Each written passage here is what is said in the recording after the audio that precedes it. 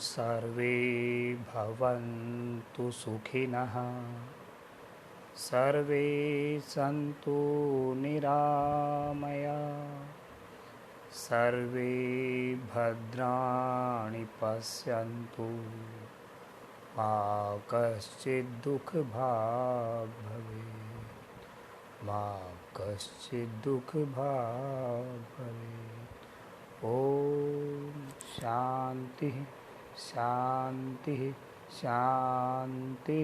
ओम। योग प्रेमी सज्जनों, पिछली क्लास में हमने पतंजलि के बहिरंग साधनों की चर्चा की थी, जिसमें यम, नियम, आसन, प्राणायाम, प्रत्याहार इनकी चर्चा की थी। अब हम अंतरंग साधनों की चर्चा करते हैं। 8 साधनों में 3 साधन अंतरंग में आते हैं, धारणा, ध्यान और समाधि। और प्रारंभ वाले यम, नियम, आसन, प्राणायाम, प्रत्याहार, धारणा, प्रत्याहार 5 जो है प्रारंभ में आते हैं, और धारणा और ध्यान और समाधि जो है वो अंतरंग में आती है। तो अब हम धारणा के बारे में चर्चा करते हैं। धारणा क्या है? तो कह रहे हैं कि भाई धारणा जो है वो योग दर्शन का छठा अंग है। चित्त को एक स्थान विशेष पर स्थिर करने का नाम धारणा है। पहले हमने प्रत्याहार को देखा था कि अपने इंद्रियों को अंतर्मुखी करना है और मन को एकाग्र करने का प्रयास करना है। उसके आगे की बात ये कह रहे हैं कि अपने चित्त को, अपने मन को एक विशेष स्थान पर स्थित करने का नाम धारणा है। वस्तुतः यह मन की स्थिरता का द्योतक है, मन की स्थिरता को बताता है। इसमें चित्त की पूर्ण रूपेण एकाग्रता होती है। इसमें जो हमारा चित्त है वो पूर्ण रूप से एकाग्र हो जाता है एक स्थान पर। महर्षि पतंजलि के अनुसार देशबन चित्तस्य धारणा। महर्षि पतंजलि जी कह रहे हैं कि शरीर या शरीर के बाहर, शरीर के अंदर या शरीर के बाहर, कहीं पर भी किसी एक स्थान विशेष पर चित्त को बांध देना धारणा कहलाता है। बांध देना, टिका देना, एकाग्र कर देना, ये सारे एक ही शब्द हैं। तो महर्षि पतंजलि जी के अनुसार चित्त को मन के अंदर अर्थात शरीर के अंदर या शरीर से बाहर किसी एक स्थान पर एकाग्र कर देना, टिका देना, बांध देना धारणा कहलाता है। अक्सर हम बातें करते हैं, ध्यान करने की बातें करते हैं, जबकि ध्यान जो है वो धारणा के बाद की अवस्था है। लेकिन हम बहुत सारे आज भी पद्धतियां देख रहे हैं। 118 पद्धतियां ध्यान की बात के अंदर और पूरे विश्व में प्रचलित है, जिसमें मुख्य रूप से जो है विपश्यना है, प्रेक्षा है, ओंकार ध्यान है, सुदर्शन क्रिया है और बहुत सारी ध्यान की अनेक पद्धतियाँ हैं जो आज हम प्रयोग करते हैं और जिससे मनुष्य का तनाव और मनोशारीरिक रोग दूर करते हैं। लेकिन यहाँ पे देखते हैं महर्षि पतंजलि के अनुसार जो धारणा है उसको हम लौकिक समाज में ध्यान बोलते हैं। मेरे साथ बहुत सारे लोग जुड़े हैं, हर्ष जी हैं, विवेक जी हैं, अरविंद जी हैं, उन सभी का धन्यवाद। आप सभी का इस योग की क्लास में स्वागत है। तो हम क्या है, उन सभी को जिनको जो धारणा है, वस्तुतः जो महर्षि पतंजलि के अनुसार धारणा है, हम उसको सामाजिक रूप से ध्यान बोलते हैं, जबकि वो धारणा है वो ध्यान नहीं है। ध्यान तो धारणा की उच्च अवस्था है, उसमें फिर कुछ नहीं है, केवल ध्येता और ध्येय, बस 2 ही चीज़ बचती हैं। लेकिन धारणा में क्या है, ध्येता, ध्यान करने वाला, ध्यान करने का तरीका और जिसका ध्यान कर रहे हैं वो, 3 चीज़ इसमें होती हैं। लेकिन उसमें केवल 2 चीज़ रहती हैं और समाधि में केवल एक ही चीज़ रहती है, बस वही रहता है। स्वयं का भास भी छूट जाता है और जिसके माध्यम से हम ध्यान कर रहे हैं वो भी छूट जाता है, केवल ध्येय रह जाता है अर्थात ईश्वर रह जाता है, तो वो समाधि की। तो यहाँ पे मेरा कहने का मतलब ये था, डॉक्टर योगेंद्र जी भी आ गए हैं, उनका भी स्वागत है, विजय जी भी आ गए हैं, आप सभी का स्वागत है। तो यहाँ पे कहने का मतलब ये था मेरा कि हम जो यहाँ पे ध्यान की जो बातें कर रहे हैं, बार बार हम ध्यान जिसको बता रहे हैं, वो ध्यान नहीं है, वो धारणा है, क्योंकि हमने अपने चित्त को, अपने मन को एक स्थान विशेष पर लगा दिया है, एकाग्र कर दिया है। हम श्वास प्रेक्षा ध्यान करते हैं, हम शरीर प्रेक्षा ध्यान करते हैं, हम भावातीत ध्यान करते हैं, तो हम एक स्थान पर अपने शरीर, अपने मन को, एक चित्त को एकाग्र करते हैं और पूरे उसको, अपने शरीर को, अपने मन को, अपने किसी गुरु को या अन्य जो है सूक्ष्म ध्यान है, स्थूल ध्यान है, तो स्थूल में स्थूल चीज़ की बातें करते हैं, तो वो एक्चुअल में ध्यान उसकी अगली अवस्था है। हम धारणा करते हैं, लेकिन उस धारणा से भी हमारे शारीरिक, मानसिक और आध्यात्मिक जो कष्ट हैं वो दूर हो जाते हैं। अब हम ध्यान की बात करते हैं, तो कह रहे भाई जो धारणा जो हमने की थी उसकी जो उच्च अवस्था है वो ध्यान कहलाती है। ध्यान शब्द की उत्पत्ति ध्येय चित्याम धातु से होती है, जिसका अर्थ होता है चिंतन करना, किंतु यहाँ पर ध्यान का अर्थ चिंतन का एकाकीकरण है, एकाग्रता है। एक पूरे सारे अंगों को, सारे प्रत्यंगों को, सारी भावनाओं को, सब कहीं को समेट के एकाकीकरण कर देना, एक स्थान पर लगा देना। यहाँ पे ये है, तेरे चित्त को एक ही लक्ष्य पर स्थिर करना। हमने धारणा में क्या किया था, एक स्थान पे अपने मन को, चित्त को लगाया था, और ये ध्यान में हम क्या कर रहे हैं कि ईश्वर, परमपिता परमात्मा या अपने चित्त को एकाग्र कर देना, अर्थात परमपिता परमात्मा के ध्यान में अपने चित्त को एकाग्र कर देना, अपने मन को, अपने चित्त को उसके चरणों में, उसके दिव्य दर्शन में लगा देना, अर्थात परमपिता परमात्मा के ध्यान में अपने मन को लगा देना। योग शास्त्रों के अनुसार जिस ध्येय वस्तु में चित्त को लगाया गया और ध्येय मात्र में एक ही तरह की वृत्तियों का प्रवाह चलना, उसके बीच किसी दूसरी वृत्ति का नहीं उठना ध्यान कहलाता है। अभी हम जैसे धारणा कह रहे थे कि एक स्थान पर लगाना, लेकिन धारणा में हमारे बीच बीच में हमारे मन में विचार उत्पन्न होते रहते हैं, और विचार उत्पन्न होने से क्या है, हमारा मन भटकता रहता है। लेकिन महर्षि पतंजलि जी कह रहे हैं, तो लेकिन ध्यान में ऐसा नहीं होना चाहिए। ध्यान में जो है ध्याता जो है वो ध्येय को एकाग्रता से देखे, वहाँ पे अपने मन को लगाए, और अब ध्याता, ध्यान करने वाला और जिसका ध्यान किया जा रहा है, उसके बीच में कोई वृत्ति ना आए, कोई विचार उत्पन्न ना हो। यदि कोई विचार उत्पन्न होता है तो फिर वो जो है आपको बार बार उस ध्यान की अवस्था से भटका रहा है। तो अपने चित्त को इतना शांत कर दें, इतना शांत कर दें कि अब उसके अंदर कोई विचार ना आ पाए, बस केवल ध्येता और ध्येय, बीच में कुछ नहीं। चित्त इतना ध्येय के अंदर लीन हो जाए कि अब उसके अंदर कोई विचार ही उत्पन्न ना हो, क्योंकि यदि विचार उत्पन्न हुआ तो आप उस ध्यान से भटक जाएंगे। हम अक्सर देखते हैं जब घर में शाम को पूजा करते हैं, प्रातःकालीन पूजा करते हैं, बहुत सारे लोग गीता का पाठ करते हैं, हनुमान चालीसा का पाठ करते हैं। तो हनुमान चालीसा का पाठ करते हुए, गीता का पाठ करते हुए, यज्ञ हवन करते हुए, संध्या करते हुए, कई बार हमारे जो संध्या का कर्म वो टूट जाता है, हमें पता भी नहीं चलता है। और जब ध्यान आता है तब पता चलता है, अरे ये विचार आ गया था मन में। गीता का पाठ कर रहे हैं, याद है कंठस्थ गीता, और उसको मन मन में जाप कर रहे हैं, कर पूरा पाठ कर रहे हैं, पारायण कर रहे हैं, हनुमान चालीसा पारायण कर रहे हैं, लेकिन बीच में एकदम तारतम्यता टूट जाती है, क्योंकि मन में विचार उत्पन्न हो जाता है। तो वही महर्षि पतंजलि जी कह रहे हैं कि वो विचार उत्पन्न नहीं होना चाहिए, वो विचार ही उत्पन्न नहीं होना चाहिए। यदि वो बार बार विचार उत्पन्न होगा तो आपका ध्यान जो है ना वो लंबे समय तक नहीं लग पाएगा, और लंबे समय तक नहीं लग पाएगा तो जो सिद्धि होनी चाहिए थी ध्यान की, वो सिद्धि आपको प्राप्त नहीं होगी। और धारणा और ध्यान करने से पहले आसन की सिद्धि, प्रत्याहार की सिद्धि बहुत ज़रूरी है। मान लीजिए आप 5 मिनट के लिए ध्यान करना चाहते हैं और आप पद्मासन, आपका लगता नहीं 1 मिनट भी, और पद्मासन ही छोड़ दीजिए, आप सुखासन, वज्रासन, सिद्धासन, मुक्तासन, कोई भी जिसमें आप ध्यान करना चाहते हैं, यदि वो शारीरिक स्थिति आपकी सही नहीं है तो आप ध्यान कैसे कर पाएंगे। उसके लिए तो आप सामान्य पूजा पाठ भी नहीं कर पाएंगे, जो नेत्र खोल के हम भगवान की स्तुति उपासना करते हैं वो भी नहीं कर पाएंगे आप।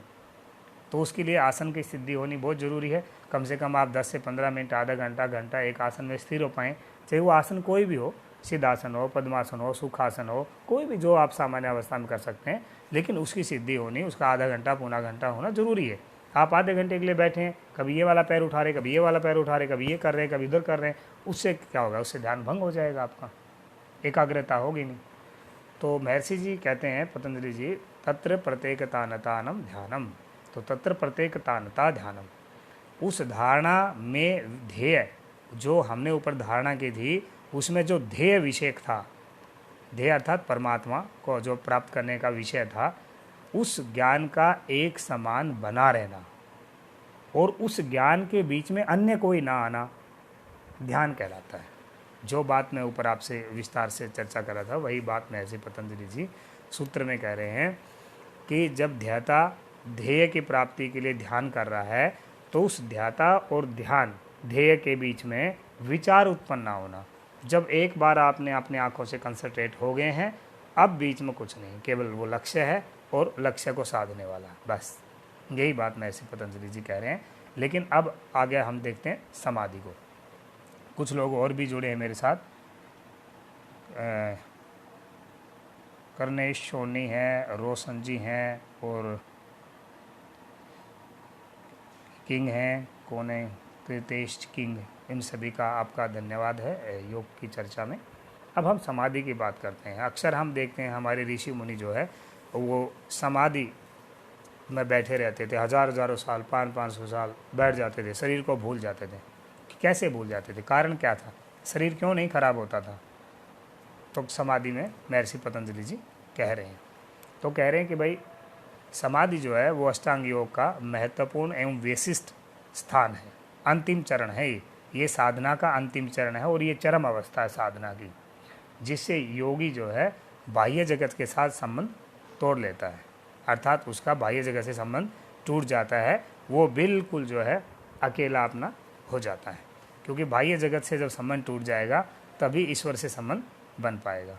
अनिल पानू जी आए हैं, उनका स्वागत है। मंजीत यादव जी हैं, उनका भी स्वागत है। और जितने भी मित्र आए हैं, मनमोहन गुप्ता जी हमारे योग गुरु पतंजलि से आए हैं, उनका भी स्वागत है। तो कहने का तात्पर्य ये था कि जब योगी समाधि की अवस्था में आता है तो उसका बाह्य जगत से जो है संपर्क टूट जाता है। यह योग की एक ऐसी दशा है, ऐसी एक स्थिति है जिसमें योगी चरमोत्कर्ष की प्राप्ति कर लेता है और इस चरम अवस्था में, समाधि की चरम अवस्था में आने आकर के मोक्ष के द्वार खुल जाते हैं, कैवल्य के द्वार खुल जाते हैं। उसके बाद जो जन्म मरण का जो चक्कर हमारा है वो सारा का सारा समाप्त हो जाता है। तो ये एक योगी की उच्चतम अवस्था है, समाधि की अवस्था उच्चतम अवस्था है, लेकिन डायरेक्ट समाधि की अवस्था नहीं लगती है।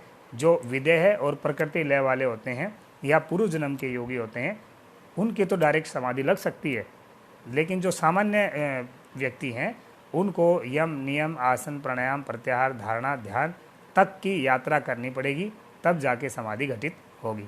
और समाधि में भी दो पड़ाव हैं, सबीज और निर्बीज, या असंप्रज्ञात और संप्रज्ञात, दो, उनको दोनों के एक समान आप ले सकते हैं। तो जो संप्रज्ञात है उसमें विचार रह जाते हैं और लीन, ईश्वर में लीन नहीं होते हैं, लेकिन असंप्रज्ञात समाधि में या निर्बीज समाधि में सारे के सारे विचार शून्य हो जाता है। तो और जब विचार शून्य हो जाएगा तो केवल केवल और केवल बस सामने जो ईश्वर है वही रह जाएगा। तो यहाँ पर यही कह रहे हैं कि अतः मोक्ष प्राप्ति से पूर्व योगी को समाधि की अवस्था से गुजरना पड़ता है। तो मोक्ष तभी प्राप्त होगा जब योगी समाधि की अवस्था को प्राप्त करेगा, केवल्य तभी प्राप्त होगा जब वो समाधि की अवस्था प्राप्त करेगा। यदि समाधि की उच्च अवस्था प्राप्त नहीं होती है तो मोक्ष प्राप्त नहीं होगा, फिर उसको जन्म लेना पड़ेगा। लेकिन मोक्ष प्राप्त होने के बाद जन्म मरण के बंधनों से व्यक्ति मुक्त हो जाता है, ऐसा हमारा मानना है, ऐसा योग का मानना है, योग दर्शन का भी ऐसा मानना है। योग शास्त्र में समाधि को लेकर या मोक्ष की प्राप्ति का मुख्य साधन माना गया है, अर्थात समाधि को मोक्ष का और कैवल्य का मुख्य साधन माना गया है। महर्षि पतंजलि जी समाधि के बारे में कह रहे हैं, तदेवार्थ मात्र निर्भासम स्वरूप शून्यमिव समाधि, अर्थात वह ध्यान ही, जब वो जो ध्यान हम कर रहे थे वह ध्यान ही जब ध्येय वस्तु मात्र भाषात्मक हो जाता है, दोबारा समझिए, वह ध्यान जब ध्येय वस्तु मात्र भाषात्मक हो जाता है तथा ध्याता स्वयं के होने की प्रतीति से रहित हो जाता है, तब उसे समाधि कहते हैं। फिर एक बार समझ लीजिए, कह रहे हैं कि जो ध्यान करने वाला है उसको बोलते हैं ध्याता, और ध्येय बोलते हैं जिसका ध्यान किया जा रहा है। हमने पहले ही बताया था कि धारणा में ध्याता, ध्यान और ध्येय 3 वस्तुएं होती हैं, और ध्यान में ध्याता और ध्येय रहता है, एक वस्तु समाप्त हो जाती है। लेकिन समाधि में दोनों समाप्त हो जाएंगे, केवल एक ही बचेगी। अब जो ध्याता है वो, और जो मार्ग था ध्यान करने का वो, और जो प्राप्त करने की चीज़ थी ईश्वर, वो 3 थे धारणा में। समाधि में 2 रह गए, ध्यान करने वाला और ईश्वर। लेकिन ध्यान में 2 रह गए, ध्यान करने वाला और ईश्वर। लेकिन अब समाधि की अवस्था में केवल 1 रह जाएगा, 2 खत्म हो गए। कौन कौन से खत्म हो गए? जिस माध्यम से, जिस ध्यान से हम परमात्मा को चाहते थे वो, और जो ध्यान करने वाला व्यक्ति था वे दोनों खत्म हो गए। बस अब कौन बच गया? एक आदमी। वही महर्षि पतंजलि जी कह रहे हैं, जब ध्यान ही ध्येय वस्तु भाषात्मक है, मतलब केवल जो ध्येय है जिसका हम ध्यान कर रहे हैं अर्थात परमात्मा का, जब केवल मात्र वो बच जाएगा, ध्यान करने वाला और ध्यान करने का तरीका दोनों खत्म हो जाएंगे, और केवल ध्यान जिसका किया जा रहा था, जिसकी प्राप्ति के लिए ध्यान किया जा रहा था, वो ध्येय रह जाएगा, तो वो उसको समाधि कहेंगे। और जो ध्याता है, जो व्यक्ति है, पुरुष है, जो ध्यान कर रहा है, जो योगी है, वो कह रहे हैं स्वयं के होने की प्रतीति से रहित सा हो जाएगा। उसको स्वयं ये नहीं पता चलेगा कि मैं भी हूँ, मतलब जब अपने आप को भी भूल जाएगा, तब जाके वो समाधि की अवस्था को प्राप्त करेगा। मेरे साथ डॉक्टर नवीन कांडपाल जी आए हैं, इनका भी स्वागत है। तो कहने का तात्पर्य ये हुआ कि जब ध्यान करने वाला व्यक्ति अपने स्वयं के होने को भी भूल जाएगा, अपनी प्रतीति के से रहित हो जाएगा कि मैं कुछ हूँ, क्योंकि यदि मैं रहेगा तब तक वो ध्येय को प्राप्त नहीं कर पाएगा। और जब मैं को भी भूल गया, जिस तरीके से आगे बढ़ा तो उस प्रोसीजर को भूल गया, केवल उसमें समाहित हो गया, ईश्वर में, बस। और जब ईश्वर में समाहित हो गया तभी समाधि की उच्च अवस्था को प्राप्त करेगा। और जब समाधि की उच्च अवस्था को प्राप्त करेगा तब ही मोक्ष के या केवल्य के द्वारों का उद्घाटन होगा। और जब मोक्ष के द्वार खुलेंगे तो आत्मा जो है वो मोक्ष में चली जाएगी। अब यहाँ मोक्ष की भी 2 अवस्थाएं हैं, ध्यान रखना। एक जीवंत देह और एक विमुक्त देह। जीवंत देह वो होते हैं जो जीते हुए मोक्ष को भोगते हैं, जैसे स्वामी दयानंद सरस्वती, स्वामी विवेकानंद सरस्वती, आदि गुरु शंकराचार्य। ये जीवंत मुक्ति थी इनकी। शरीर में रहते हुए ये किसी भी क्लेश, कर्म, विपाक, आशय सब से मुक्त थे ये। जैसे योग दर्शन में ईश्वर के गुण बताए ना, क्लेश, कर्म, विपाक, आशय, परामृष्ट, पुरुष विशेष ईश्वर है। तो ये ऐसे जीवंत देह मुक्ति इनकी थी जो क्लेश, कर्म, विपाक, आशय सब से मुक्त थे। और ये सशरीर जो है इस मुक्ति का इस संसार में रहते हुए भी भोग करते हैं। और विदेह मुक्ति होती है जो मरने के बाद प्राप्त होती है। तो विदेह मुक्ति तो बहुत सारे लोगों को होती है, लेकिन जीवन मुक्ति उन सिद्ध आत्माओं को होती है। जैसे भगवान राम थे, निर्लिप्त थे। भगवान श्री कृष्ण थे, राग द्वेष से निर्लिप्त थे, कोई कर्म उनको प्रभावित नहीं कर रहा था। स्वामी दयानंद जी थे, निर्लिप्त थे, इच्छा मृत्यु थी सभी को, जब चाहते जब मरना था, जब जीना। कितने दिन बीमार रहे भीष्म पितामह, हनुमान जी जो ब्रह्मचारी थे, और जब चाहा तब मरे, अपनी इच्छा से मरे। तो ऐसे जीवन मुक्त देह वाले को भी समाधि प्राप्ति होती है। और 2 अवस्थाएं हमने आपको बताई है, जीवन मुक्त देह और विदेह, 2 प्रकार की समाधि। तो फिर कह रहे हैं किसी विषय वस्तु विषयक देह विषयक एकाग्रता की प्रगाढ़तम अवस्था समाधि कहलाती है। इस अवस्था में ध्याता को ध्येय वस्तु मात्र की प्रतीति होती है, अर्थात वह ध्याता स्वयं के स्वरूप को, स्वयं की उपस्थिति को भी भूल जाता है। इस अवस्था को हम समाधि कहते हैं। और इस समाधि की अवस्था से ही, इस समाधि के घटित होने पर ही केवल्य की प्राप्ति होती है, अर्थात मोक्ष की प्राप्ति होती है। और हमारे साथ जुड़ गए हैं कन्हैया जी और उनके मित्र, उनका भी धन्यवाद है। अब महर्षि पतंजलि जी अंत में कहते हैं कि जब इस समाधि के घटित होने पे केवल्य की प्राप्ति होती है, मोक्ष की प्राप्ति होती है। तो फिर अंतिम सूत्र में योग दर्शन का जो अंतिम सूत्र उसमें कहते हैं महर्षि पतंजलि जी, पुरुषार्थ शून्यानाम गुणानाम प्रतिपर्श्व केवल्यम स्वरूप प्रतिष्ठा व चिति शक्ति रीति।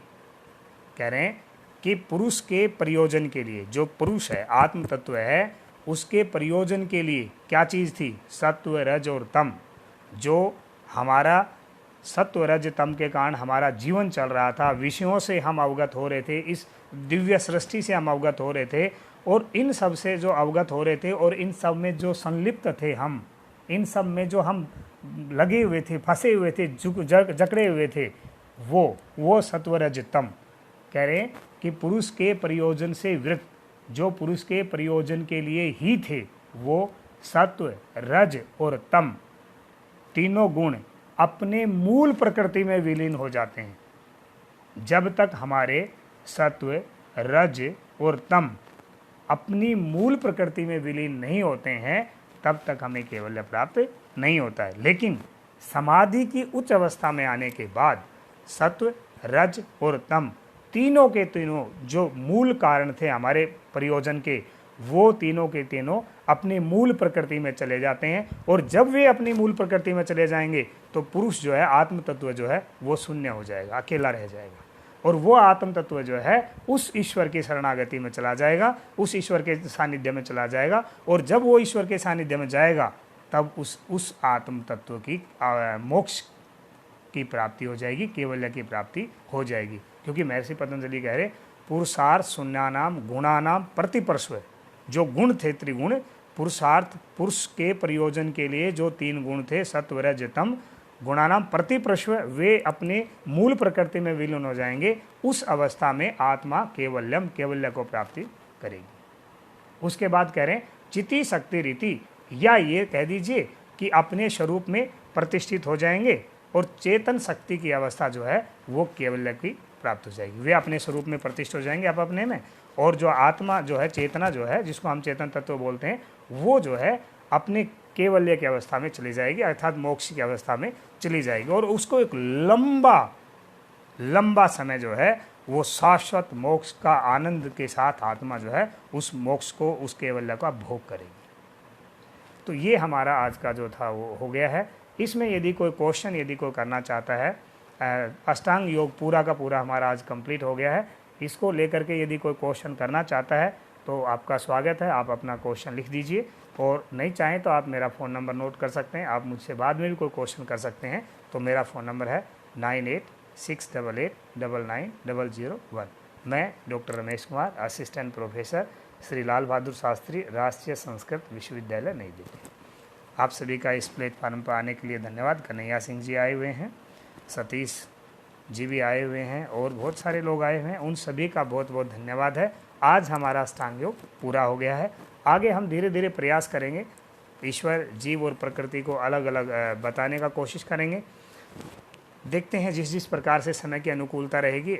आपको एक फेसबुक पे हम अपना मैसेज छोड़ दिया करेंगे, और आगे से हम यूट्यूब चैनल को लाइव करेंगे, और ईश्वर और जीव और प्रकृति के बारे में भी हम चर्चा करेंगे, या और अन्य विषय जो आप लोग हमें सुझाएंगे उस विषय पे हम चर्चा करेंगे, ताकि लोगों का जो भ्रम है, जो गलत सूचनाएं हैं, जो अज्ञान है, वो धीरे धीरे हम दूर कर पाएँ, और जो सही ज्ञान है, जो महर्षि दयानंद के अनुसार है, सत्यार्थ प्रकाश के अनुसार है, ऋग्वेद आदि भाष्य भूमिका के अनुसार है, वो आपके सामने लाएं। क्योंकि सब सत्य विद्याओं का जो पदार्थ विद्या से जाने जाते हैं, उन सब का आदि मूल परमेश्वर है। तो सत्य विद्याओं का जब हमारे अंदर पदार्पण होगा, हम सत्य और सत्य में ज्ञान करने की जो क्षमता प्राप्त करेंगे, तभी हम सत्य को जान पाएंगे। चलिए, आपका कोई क्वेश्चन नहीं आया। आप सभी का बहुत बहुत धन्यवाद। जय हिंद, जय भारत।